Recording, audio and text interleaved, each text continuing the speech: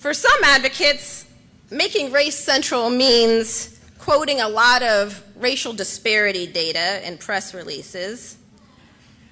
It means posting to social media the latest horrific thing that Donald Trump said. And I'm not a fan of this approach. Nearly all of the available research suggests that merely sharing racial disparity data without a great deal of political and social and historical context and lots of storytelling only confirms pre-existing racial stereotypes and bias, especially about blacks and crimes.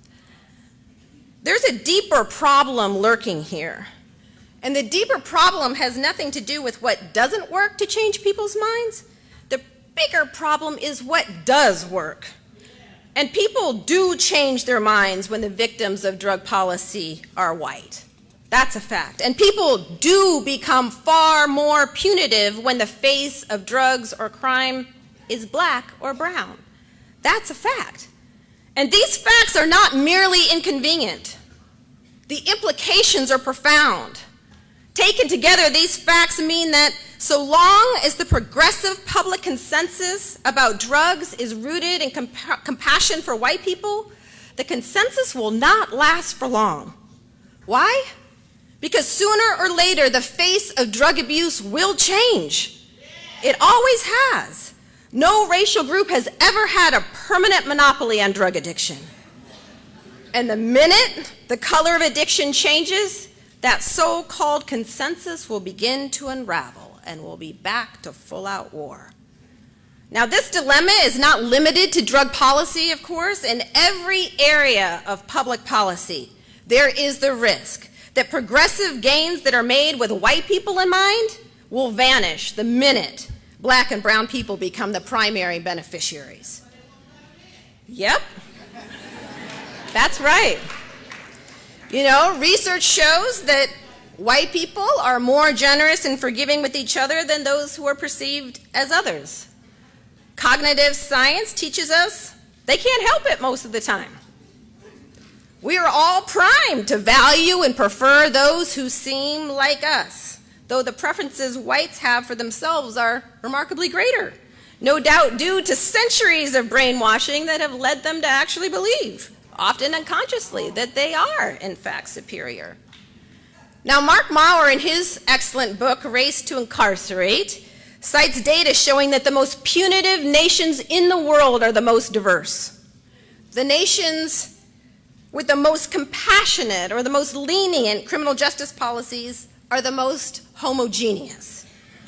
You know, we like to say that diversity is our strength, but it may actually be our Achilles heel.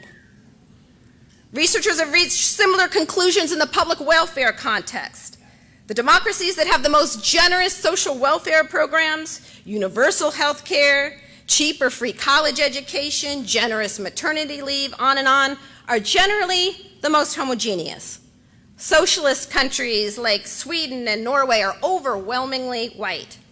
But when those nations feel threatened by immigration, by so-called foreigners, public support for generous social welfare begins to erode, often quite sharply. It seems that it's an aspect of human nature to be tempted to be more punitive and less generous to those we view as others. And so in a nation like the United States, where we are just a few generations away from slavery and Jim Crow, where inequality is skyrocketing due to global capitalism, and where demographic changes due to immigration are creating a nation in which no racial group is the majority, a central question we must face in this movement is whether we, the people, are capable of overcoming our basic instinct to respond more harshly, more punitively, with less care and concern for people we view as different. Can we evolve? Can we evolve morally and spiritually? Can we learn to care for each other across lines of race, class, gender, and sexuality, and all forms of difference in times like these? Clearly, these questions are pressing in the age of Trump. But they're also the very questions that we must